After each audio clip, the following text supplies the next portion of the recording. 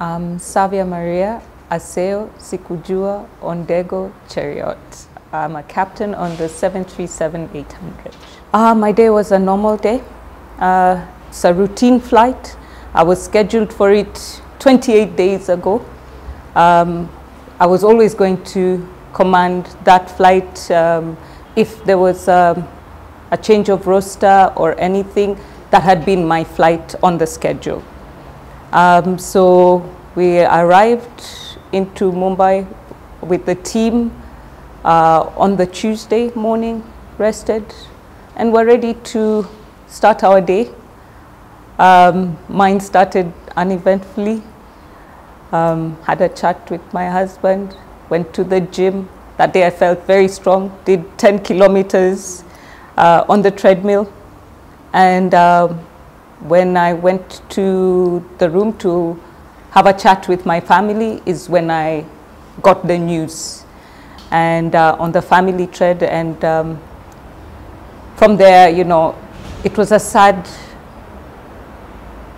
moment, you know, and my comment on the group was like, oh, that's such a sad thing to happen, what a sad day. And yeah, finished my chats, decided to go have lunch, had my lunch, prepared myself for the coming flight that evening with no inclination at all, because there was preparations, having heard that he was at Cochin, you know, and we are Chhatrapati, Mumbai, you know, it's completely two different airports. So it never occurred to me that it would be us. So as I was preparing myself to rest for the flight is when my boss sent me a message asking me, hi, how are you? How's the team in Mumbai? This is not an unusual message from my boss. He checks up on the crew, checks up on stations. I just figured maybe he was asking something about the flight, you know. And that's when he said, oh, okay, I know you've heard what's happening in the country. I said, yeah, I have. It's a sad day. And he said, so since you guys are there, kazi kwenu, you know, and that's how it is, yeah. And that's what happened. We got the briefing. He sent me the breakdown of what's going to happen in Nairobi, sent me the briefing, the tribute.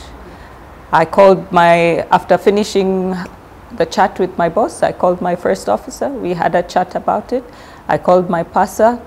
We had a chat about it. We talked about all scenarios that might or might not happen to get ourselves prepared for the flight.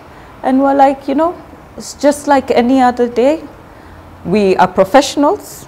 We are trained for this. And we're ready. And that was it. We went to rest, and we woke up, got dressed, and headed to the airport. It's normal preparation for the flight, where we have to go through immigration, we have to go through customs, we have to get to the gate, be let in by the airport authorities to be able to access the aircraft. Once we did access the aircraft, the incoming crew, led by Captain Ashil, we met with them. They gave us a brief of what happened on their flight with the delegation. At that time, the delegation and the family had gone to Pokea Baba and were going through the ceremony and the prayers. So the handover happened, and then we took over. And when we took over, did preparations for the flight. And this is why having a second in command that is present and with you helps a lot, because my job is to now manage the flight, ensure all that is going on is happening. And my first officer, Moses Mwangi, was the one now preparing to fly the flight so that I could manage everything else that was going on. So I'm the one who met with the delegation as he was preparing the steps for the flight. as I went to do my walk around to ensure that the aircraft is in a good state to depart, I actually was at the cargo hold whilst he was being placed in, and you know, let alone that he was the late Prime Minister, it's the feeling of a child, you know.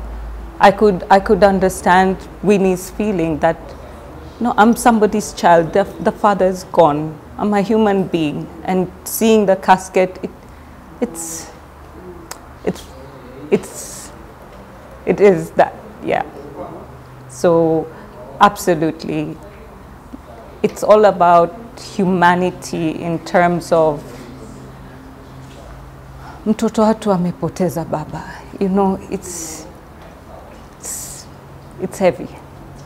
As I said from the beginning, it's a normal flight, and there's no normal flight that's followed more than 10 people. I know sometimes my husband makes sure that you know, I'm in the right direction, but no, ours was to do our job, and our job was to take care of the people on board, to ensure that the flight goes from destination A to B safely and efficiently. So all the, as you're saying, most track, we came to find this out later, much later after we landed, and were trying to figure out how we'll get home. Yeah, that is when we found out about the most tracked, that the information had been put in the public. You know, for us, we were doing our jobs. Kenyans are resilient people, are strong people, are together people, you know. And for me to come in for Baba and Winnie and the family that was on board, I could just feel the love from the people to them, and that's all I could think of. What a blessing to this family. You get such pride from your country when you see everybody come together for a common cause, and that is for another fellow Kenyan. It's such pride, yeah. So no, it's not normal, but when you see it, you know what Kenyans are capable of. The moment I was apprehensive was at the point where now the borders were in front of the aircraft. The crowd had surrounded the aircraft. I still had passengers on board that I was responsible for. And at that moment, my team again, led by Jason, you know, rallied, and we were able to get the buses to disembark the passengers. Once the passengers had gotten on the bus and were safely whisked away, we secured ourselves in the aircraft, and you know, it was what it was. You know, after that, all you could do is look outside and say, wow, like, I can't believe this has just happened. As a female pilot, I'm glad that the ladies, the girls can see we're out here, we're making it happen. There is still a lot more room for many, many, many more. Don't give up, don't let it go, don't think it's too difficult, don't think, yes, sometimes, yeah, you're not around, but with the support system of your family, your partners, it can happen. It's a beautiful job, and it's there for all of us. My name is Jason Mose. I'm an in-flight performance manager, so I manage the crew. I'm in flight operations department. The day started normally. I went to the office. I was not supposed to operate a flight on that day. I went to the office. I combined both office and flight duties. I went to the office, finished my duties when we received the news about the passing of Honorable Raila.Odinga. Of course, we went through the motions in the office with my colleagues. Then my boss requested me to go home, work from home, because we don't know how the roads will be, given the news we had received. When I got home, opened my laptop, just before I could opened my laptop and started working, I received another call from my boss. He told me, put on your uniform, you're going to Mumbai to facilitate the repatriation of the late Right Honorable Raila.Odinga. Once I was given instructions, I quickly prepared myself and made my way to the airport for the flight departure. This was not a normal flight. I understood that. It's not a normal flight. And Kenya Airways did everything to accommodate the government delegation and the family members who were traveling. And of course, there were emotions running around. People were sad. And everybody, especially from Kenya Airways, wanted everything to be perfect to make sure that the family is comfortable and safe as they travel to Mumbai and back. And that is the reason why the company requested me to come to ensure that we followed all the protocols, government protocols and company protocols in terms of safety, service, just to make sure that the flight went smoothly to the comfort of the family. The mood was anxiety, it was full of anxiety. The delegation that we were carrying on board during that day was, there were people who had worked closely with Honorable Raila.Odinga. The passengers as well were curious to know what is happening because once we received the request, once the company received the request to go on this mission, we had to make quick adjustments which affected some of our commercial passengers, and most of them were curious on what is happening. And the moment the captain read the tribute for Honorable Raila.Odinga, then people they calmed down. They actually empathized with us as Kenya Airways and as a country. And some of them reached out to me to find out what's happening. And I explained to them, we've lost one of Kenya's most distinguished leaders. Of course, when we arrived, there are protocols, security protocols. It's an eye-sensitive security area where security protocols had to be observed. Initially, we were told that only 3 people will disembark the bus to go and move the body to the Kenya Airways aircraft. But Honorable Musalia Mudavadi, who was leading the delegation, made a phone call, and he mentioned to the team who were meeting us that the Prime Minister of India, Honorable Modi, had assured the Kenyan delegation that we will be accommodated and will be comfortable as we carried out the exercise of repatriating the body. Yeah. So when that was clear, we were allowed, all of us, the members of the delegation and the family. The body had been flown into Mumbai by a military aircraft from Kerala, south of India, and we had to go and move it from that area to bring it to the Kenya Airways aircraft. So we had a brief ceremony led by Honorable Musalia Mudavadi, the members of the delegation. Our High Commissioner in India was there also, leading the team that were preparing for our arrival in Mumbai. So we moved the body from where it was placed and to the Kenya Airways aircraft. Of course, we draped it with the Kenyan flag. Before now we put it into the hold to bring it back to Nairobi. When we left Mumbai, of course, Captain Ondego made the tribute once again from Mumbai to Nairobi. The family appreciated the tribute, and that set the mood for the flight. The passengers understood the mission of that flight because they had seen the commotion and movements. Now they understood after the tribute by from Kenya Airways that was read by Captain Ondego. Everybody understood.